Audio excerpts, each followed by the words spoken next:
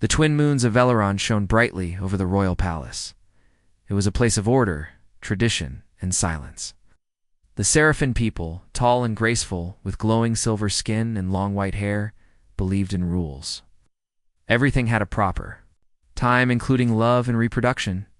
Inside the palace, an important peace summit was taking place. Ambassadors from many species had gathered, including humans. After centuries of being ignored, humans had recently become important allies. Now, they had a small team working as guards and assistants at the Seraphim Palace. One of them was Lieutenant Jason Reeve. He stood near the corner of the banquet hall, wearing a sharp black uniform with the Earth Union symbol on his chest. Didn't speak much, just watched and listened. His job was simple: keep the human ambassadors safe and avoid making any cultural mistakes. But humans were known for one thing: they always spoke too freely. A young human technician, Milo, walked up to Jason with a drink and laughed. "Man, these aliens are so formal. Did you hear the one about their breeding season? They can only have kids like once every 10 years. Jason smirked. "Yeah, it's wild. Meanwhile, humans can have children year-round. No cycles, no waiting. We're ready all the time." Fortunately, they weren't alone. Princess Zelari, heir to the Seraphim throne, stood behind them. She had come to the human corner out of curiosity. She was known for her interest in alien science and cultures. But what she had just heard shocked her deeply. "You're lying," she said suddenly, her voice sharp like crystal. Jason turned around, surprised. Princess?" Zelari took a step forward. She was beautiful and proud, wearing a long white dress with silver threads. Her glowing eyes filled with disbelief. "Humans cannot breed year-round. That is biologically impossible," she said. Milo backed away quickly, muttering, "I'm out." Jason raised his hands. "Your Highness, I wasn't trying to offend." "Oh, but it's true. Humans don't follow breeding cycles. Our bodies are ... always ready." The room had gone quiet. The other aliens nearby were staring. Few Seraphim nobles whispered behind their long sleeves. This was no small matter. Reproduction and tradition were sacred to their people. Zelari narrowed her eyes. "Then I request official proof. You are not lying. Present your evidence. I will conduct the examination myself." Jason blinked. "Wait, you want to study human biology?" "Yes," she said. "Immediately." The next day, Jason found himself walking toward the Royal Research Wing. Unsure how this had all happened, he had tried to talk to his commander, who had just laughed and said, "If a princess wants to know about human biology, you show her. Be respectful, be scientific, and for Earth's sake, don't flirt." The research wing was quiet, cold, and full of crystal tools Jason didn't understand. Princess Zelari was already there, wearing a different outfit, sleek, white, and more practical. She greeted him with a nod. "Lieutenant Reeve," she said formally, "thank you for agreeing to participate." "Did I have a choice?" Jason muttered. "Humans always have choices," she replied with a small smile. "Your species strange." She pointed to a chair near a scanning table. Jason sat down and let her begin. "There are no needles, no pain. Just strange glowing lights and a lot of personal questions. Your species does not require a bonding cycle," she asked. "Nope, we don't have one. You can choose partners at will." "Yeah, though we still like emotions, relationships. It's not just biology for us." Zelari paused. "Interesting. Seraphim choose only once. Mating is not emotional, it is logical." Jason looked at her. "That sounds ... cold." "It is tradition," she said simply. As the hours passed, Jason noticed something strange. Zelari wasn't just interested, she was genuinely curious. She asked about Earth, about families, about love. She seemed almost confused by it. "Why do you form emotional bonds?" she asked. "Why not just follow cycles and logic?" "Because it matters," Jason said. "It's not just about making more humans. It's about being with someone who sees you, who chooses you." Zelari looked away for a moment. "Seraphim do not choose. Our council matches us. When our cycle begins, we receive a partner. There is no emotion involved. Jason nodded slowly. And maybe you're missing something important. For a second, the proud princess didn't speak. She only stared at the glowing scans and read the data. Then she whispered almost to herself, "Maybe we are." Later that night, Zalari returned to her chambers. She sat by the window, looking at Earth's blue image hanging in the sky. The results were clear. Humans really could reproduce year-round, without a cycle and without command from a council. But more than that, she felt something stir in her heart. The way Jason spoke, the way humans connected, it felt warmer, freer. She thought about her future. Her bonding ceremony was planned in just 2 cycles. A partner had already been chosen for her, a noble from the high family. She had never met him. She would never love him. For the first time in her life, Princess Zalari questioned her path. Meanwhile, in the human dormitory, Jason was lying on his bunk, staring at the ceiling. "Great job, Reeve," he muttered. "You just explained dating to an alien princess." He thought about her. She wasn't cold. She was just raised in a world that didn't allow warmth. But something in her eyes. It wasn't just curiosity, it was longing. He smiled to himself, then closed his eyes. The next morning, a royal message arrived in Jason's room. A scroll sealed with the Seraphim royal emblem. He opened it and read aloud. "To Lieutenant Jason Reeve of the Earth Union, I have completed my initial study, but I am not yet satisfied. I now request a full cultural immersion. You will serve as my official liaison for all matters of human emotional bonding, relationship structures, and mating behaviors. Please report to the Royal Garden Pavilion at sunset." Princess Zalari Velaranjason sat down slowly. "Oh boy," he said. "This is going to get weird." The Royal Garden Pavilion was quiet, full of soft lights and glowing plants that changed color with the time of day. It was one of the most peaceful places on Velaran, a perfect place for meditation and calm thoughts.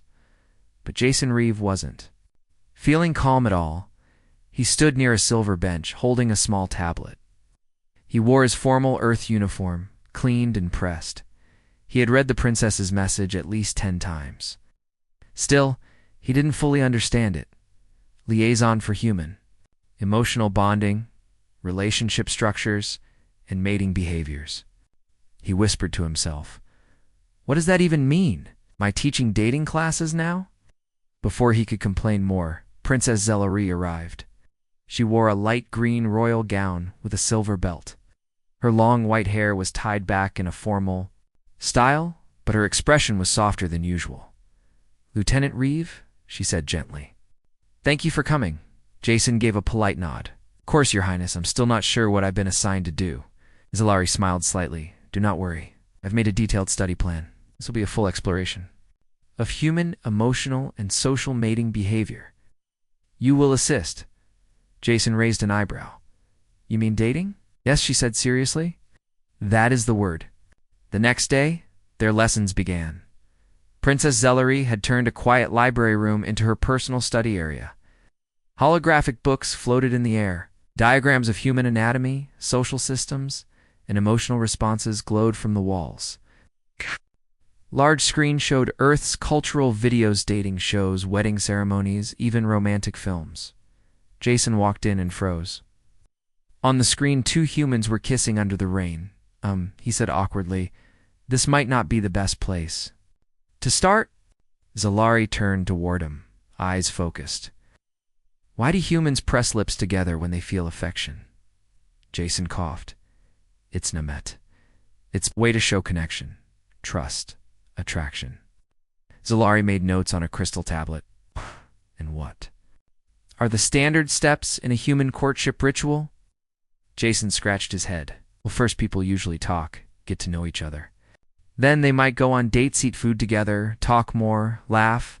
If they like each other, they might hold hands or hug. Kissing comes later." "Fascinating," she said. Jason looked at the screen. "Maybe skip the movies for now." The next few days, Zalari asked more questions than Jason thought possible. Do humans prefer to choose their partners based on emotion or logic? What is flirting and how does it work? Why do some humans stay with one partner for life while others do not? Jason answered as best he could. Sometimes he blushed. Sometimes he laughed. Sometimes he had to admit, humans are weird even to me. Slowly, something strange happened. Zalari started smiling more. She laughed at jokes.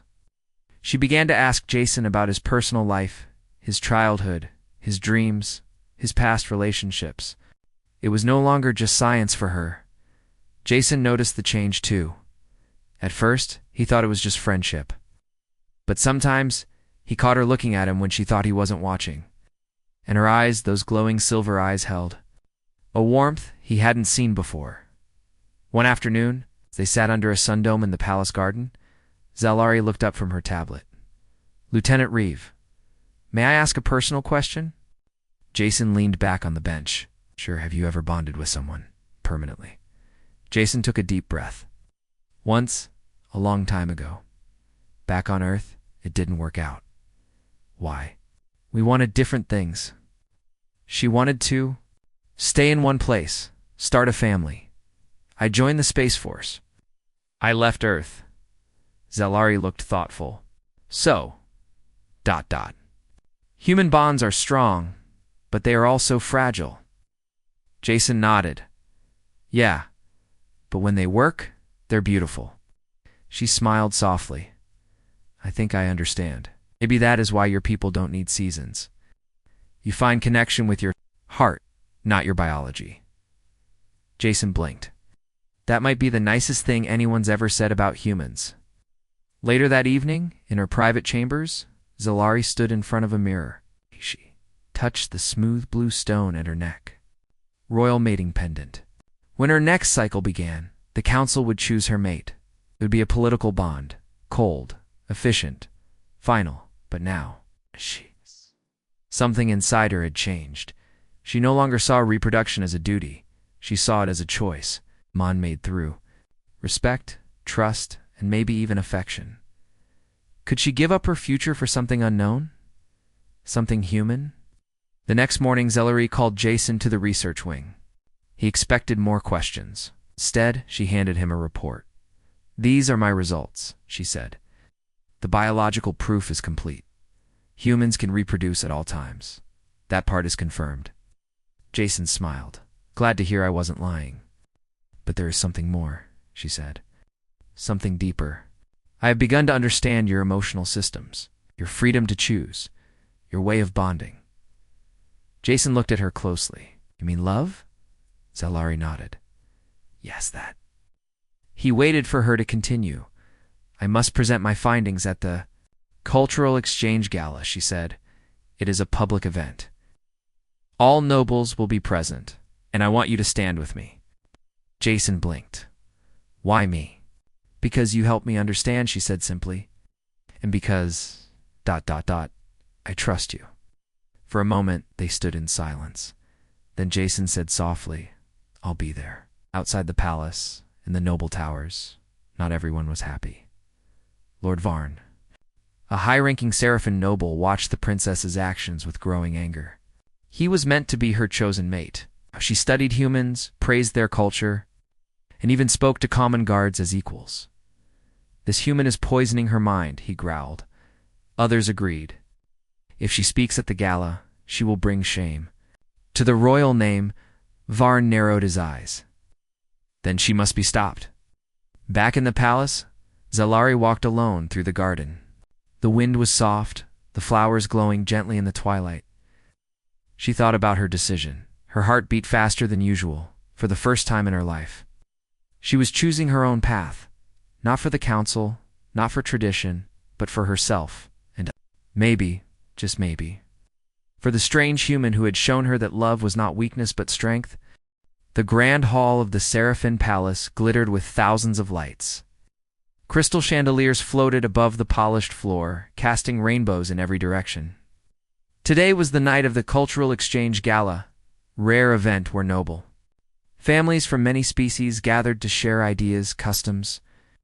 In politics, Princess Zalari stood tall at the center of the stage, her silver hair glowing under the lights.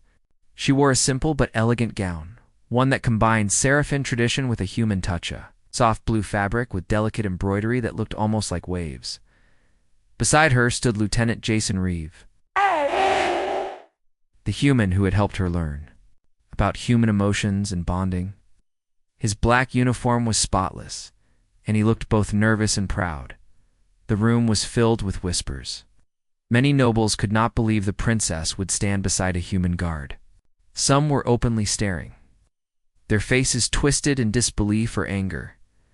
Zalari cleared her throat and began speaking in the ancient Seraphin tongue. But her voice was calm and confident.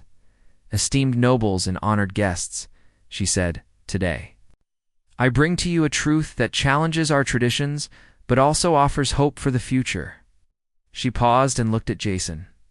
"Lieutenant Reeve has been my guide in understanding human culture, especially their emotional bonds and reproductive habits." Jason stepped forward. "Thank you, Princess. Humans do not follow cycles like the Seraphin. We can reproduce year-round because we form connections based on trust, love, and choice." The crowd murmured. Some nodded, others looked shocked. Zalari continued, "Our people have long believed that reproduction must follow the great cycle. We are bound by this law. But after studying humans, I see a different way." A sharp voice interrupted. "Your Highness?" It was Lord Varn, the noble who was meant to marry Zalari. His silver eyes burned with anger. "This talk is dangerous. You disgrace our traditions by praising a species with no respect for the cycle." Zalari held her ground. "I do not seek to destroy our customs, Lord Varn. I seek to expand them. Humans show us that love and choice can be as strong as law." Several nobles gasped. Others whispered excitedly. Among the younger Seraphins, eyes shone with hope. As the night went on, debates grew louder. Some elders declared Zalari's ideas reckless and unfit for royalty. They said she would bring chaos to the Seraphin way of life. But the younger nobles, tired of arranged bonds and emotionless partnerships, quietly supported her. Jason noticed a small group of young nobles. Approaching him during a break, Lieutenant 1 said shyly, "Your princess speaks boldly. We wish to learn more. Perhaps the future is different than the past." Jason smiled. "I'm happy to help." But the council was not pleased. Behind closed doors, the Seraphin council gathered. The elders' faces were stern. Princess Zalari's public statement threatens the stability of our society, council elder said. Her study with the human guard has clouded her judgment. Another added, "We must stop this before it spreads." They voted unanimously to order Zalari to end her research and to stop promoting human ideas among the nobility. When Zalari was informed of the council's decision, she did not hide her disappointment. Jason found her later in the royal gardens. The moonlight made her silver skin glow softly. "They want me to stop," she said quietly, "to forget everything I have learned." Jason sat beside her on a marble bench.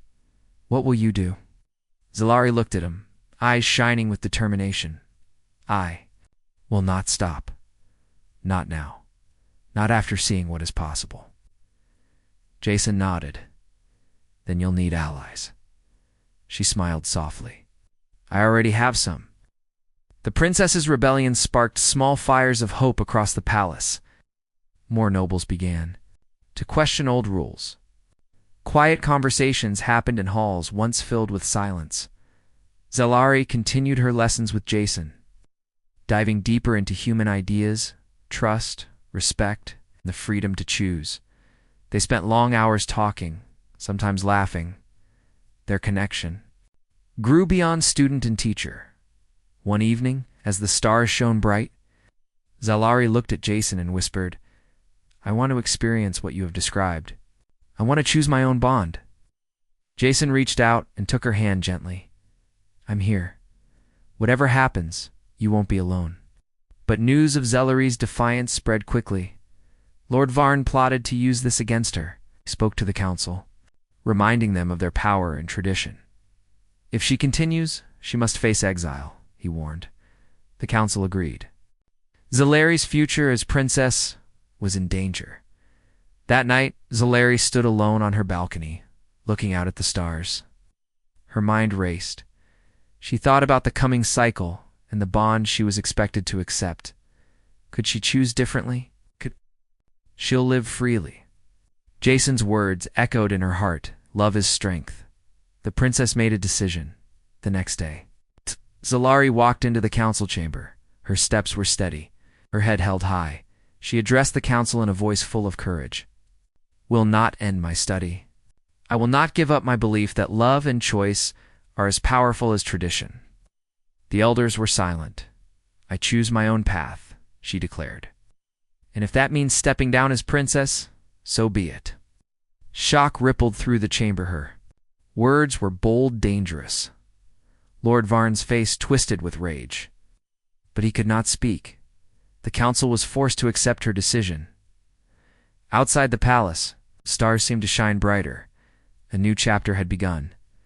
The princess was no longer just a royal, she was a symbol of change. And at her side, the human lieutenant who had opened her eyes to a new way of love. The palace halls, once filled with the usual hum of servants and nobles, now felt heavy and silent. News of Princess Zelari's bold declaration had spread quickly across Valoran.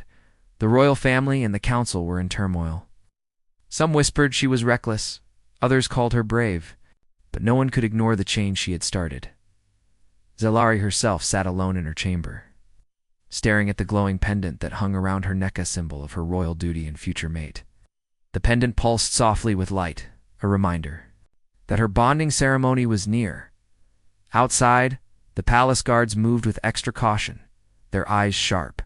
The council had given her a choice: end her study and accept the arranged bond, or face exile. But Zelari was no longer afraid. Jason Reeve entered the chamber quietly. His black uniform was pressed, but his face was calm and serious. "Your Highness," he said softly, "they're watching you closely. The council will not let this go easily." Zelari looked up and smiled. "I know, Jason, but I have made my decision." Jason took a seat nearby. "I'm here to support you. Whatever you choose." Zelari's eyes met his, filled with new strength. "I will not marry the man the council chose for me. I will not live a life dictated by cycles and rules." Jason nodded slowly. "Then what will you do?" The princess stood and began to pace. Her long white hair shimmered in the soft light of the room. "I will leave Valoran. I will give up my title, but I will not give up myself." Jason was surprised. "You mean exile?" "Yes. Exile, but not as punishment, as a choice." "Zelaris." The voice was steady. "I will take a diplomatic mission to Earth. I want to learn more about humans, their freedom, their choices. And I want to share that knowledge with Valoran when the time is right." Jason smiled, feeling proud. "Brave," she nodded. "I want to see if love can truly exist beyond cycles and rules. And I want to experience it myself." Later, Zelari stood before the council. The great chamber was filled with stern faces. Her sister, Lady Morali, watched from the side, her expression unreadable. The council elder spoke first. "Princess Zelari, your actions have shocked this house. You reject the great cycle and question the laws that bind our people." Zelari replied calmly. "I reject the idea that our lives must be controlled by fear and tradition alone. I choose freedom. I choose love." Murmurs spread through the chamber. Lord Varn, her former betrothed, stepped forward. "If you leave the throne, you abandon your people. This is betrayal." Zelari looked him in the eye. "No, I seek to bring hope. Change is not betrayal, it is survival." The council was silent. After a tense moment, the elder declared, "Your choice is noted. You may leave Valoran with the blessings of this house if you wish." The decision shocked everyone. Zelari's younger sister Morali was named the new princess. She was more traditional, but even she felt a stirring of respect for her. Sister's courage, Zelari prepared for her departure. The palace was filled with whispers and mixed feelings. Some nobles felt sadness, others excitement. Jason helped her pack her few belongings. Among them was a small earth music player, a gift. From him, "Music helps with loneliness," he said softly. Zelari smiled. I will listen and think of Earth. On the day of her departure, the palace gathered to say goodbye.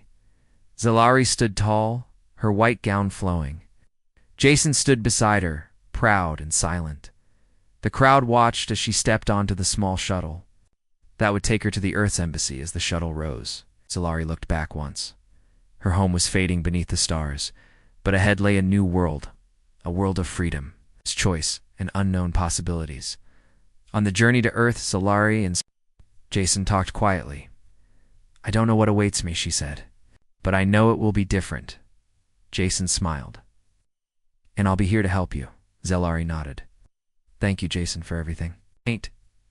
When the shuttle reached the New Geneva Embassy station, Zalari saw Earth's blue and green planet. From space, it was beautiful and alive. As the shuttle docked, she felt a mix of fear and excitement. Her new life had begun.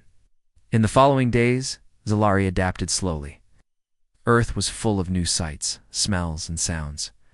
She enjoyed simple things, warm sunshine, human food, and the laughter of children playing. Jason introduced her to Earth customs carefully. Today, he said, we'll go to a park. You can watch people relax and connect. No politics, just life. Zalari smiled. I like that. One afternoon, sitting in the park, Zalari watched a human couple holding hands, their faces full of love and comfort. She thought about her own people, bound by rules, and wondered if this was the freedom she had longed for. Jason sat beside her. Quietly, you're brave, he said. Zalari looked at him, her eyes bright. I want to be free to choose my path, my bond, my life. Jason smiled. Then you already are. As days turned into weeks, Zalari's confidence grew. She learned Earth's languages better, shared stories with humans, and slowly let go of old fears. Jason and Zalari's friendship deepened. They spent evenings talking about stars, dreams, and the strange beauty of their different worlds. One night, Zalari looked at Jason and whispered, I never thought I could feel this, ... warmth. Jason smiled. Maybe love is real after all. The Earth's sun was warm on Princess Zalari's skin, a feeling she still found strange and wonderful. It was her third month living on Earth, far from the cold and strict rules of Valoran. The blue sky stretched wide above her, filled with soft clouds drifting lazily. Zalari walked through the busy streets of New Geneva, city where the Earth Union kept its largest diplomatic embassy. People of all kinds bustled around, laughing, chatting, and living their lives freely. It was a stark contrast to the quiet and ordered halls she had left behind. At her side was Lieutenant Jason Reeve. He walked calmly, his hand brushing lightly against hers, a small, simple touch that meant more than words. They had grown close over the months. The awkwardness of their first meetings had melted away, replaced by trust and warmth. Jason taught her many things about human life, music, food, humor, and even the art of conversation. But the most important lessons were about eating. Connection, how humans build bonds with one another, not by law, but by choice, Zalari often thought. About this, on Valoran, mates were assigned by duty. But here she could feel the truth in Jason's words. Love was freedom. One evening, the two sat on a rooftop garden overlooking the city. The soft glow of lamps and the distant hum of traffic created a peaceful world all their own. Zalari looked at Jason, her silver eyes bright. I never imagined I could feel this ... happiness. This warmth inside. Jason smiled, reaching for her hand. Humans have many ways to show love. It's not always easy, but it's real. She squeezed his hand gently. I want to learn more. To live more.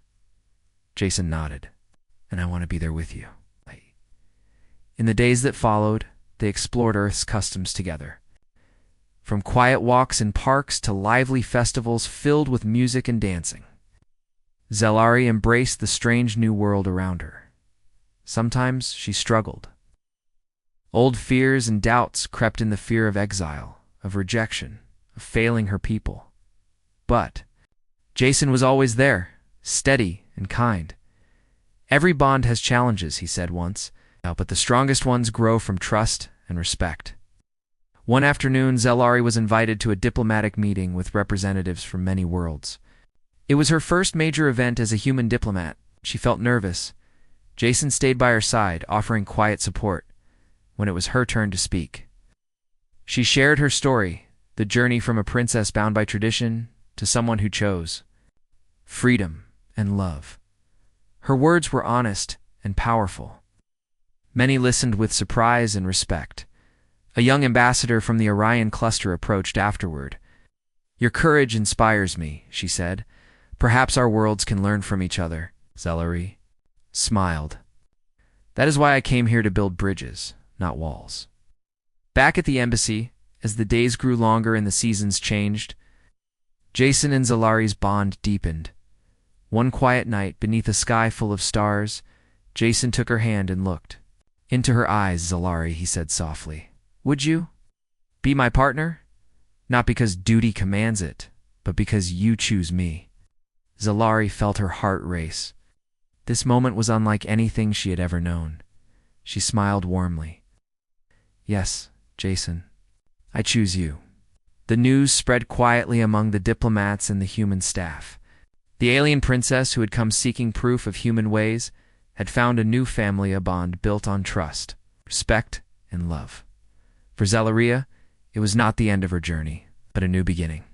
Months later, she sent a message back to Velaran. Her letter was simple.